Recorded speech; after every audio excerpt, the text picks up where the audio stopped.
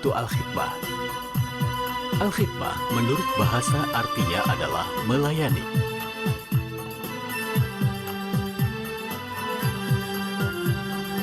Adapun pengertian Al-Khidmah sendiri adalah menjunjung tinggi kefitrahan, mengabdi keharibaan Allah Subhanahu wa Ta'ala, mensuri tauladani Rasulullah Shallallahu Alaihi Wasallam, menegakkan dan meneruskan amaliyah ulama as-salafun solihun, berbakti kepada nusa dan bangsa dalam negara kesatuan Republik Indonesia dalam naungan dan lindungan Ahlus Sunnah wal Jamaah.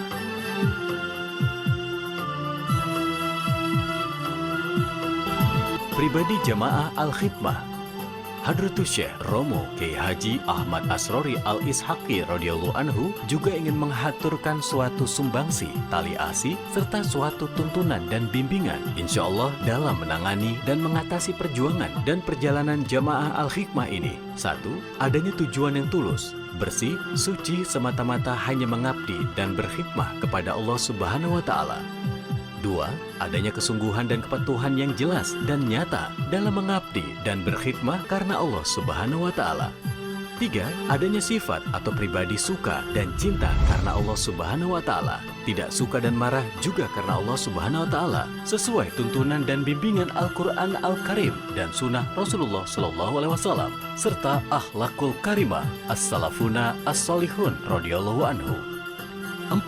Adanya kepribadian dan sikap perilaku yang baik, mulia dan sejuk, manis dan indah. 5. Adanya sifat kearifan, kebijakan, penuh rendah hati, toleransi, sabar, serta tekun. 6. Adanya pribadi dan perilaku yang jujur. 7. Adanya perilaku yang terbuka. 8. Adanya pribadi yang teduh dan tenang atau tumakninah, dan pribadi yang tegas dan konsisten atau istiqomah dalam melaksanakan amalia-amalia dan segala kegiatan-kegiatan yang telah ditetapkan dan diamalkan bersama-sama. 9. Adanya kepekaan dan kepedulian yang tinggi, mudah tergerak dan tersentuh hatinya pada sesamanya, lebih-lebih kepada kegiatan-kegiatan yang baik dan diridhoi oleh Allah Subhanahu wa Ta'ala yang diselenggarakan oleh lembaga-lembaga atau jamiah atau jamaah lain selain Jamaah Al-Khidmah. 10. Adanya pembawaan dan sikap lapang dada dan besar hati dalam menerima pemikiran-pemikiran, saran-saran, dan kritikan-kritikan, serta teguran-teguran yang baik dan membangun. Kapan Al-Hikmah dilahirkan dan siapa pendirinya? Majelis Dzikir Al-Khidmah lahir pada tanggal 25 Desember 2005, dideklarasikan di Semarang oleh Hadratus Syekh Romo Kiai Haji Ahmad Asrori Al-Ishaqi radhiyallahu anhu yang merupakan pendiri Majelis Dzikir Al-Khidmah.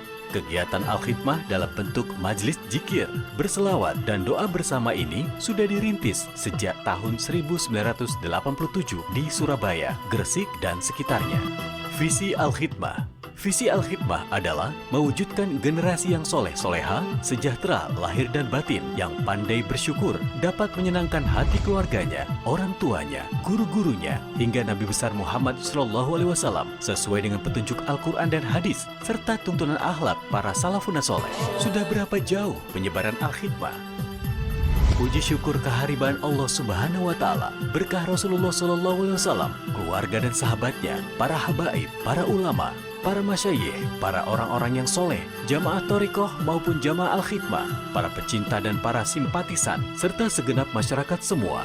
Perjuangan dan perjalanan jamaah Al-Khidmah bisa diterima dengan baik oleh lapisan masyarakat bawah, menengah, dan atas, bahkan sampai tersebar luas di dalam dan luar bumi Nusantara.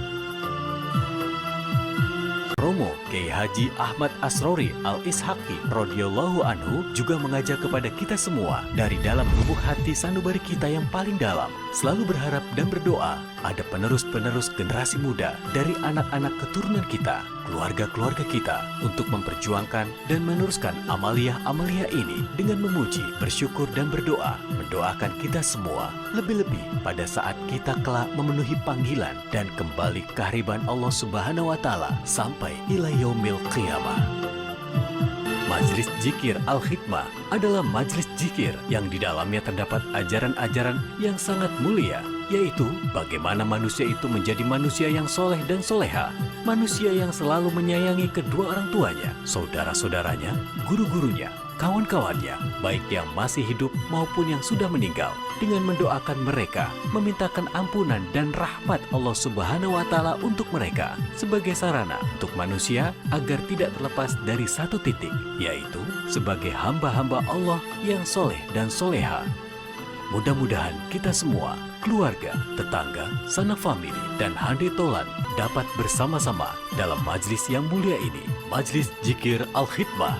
Semoga kita semuanya mendapat berkah. Amin. Ya Rabbal Alamin.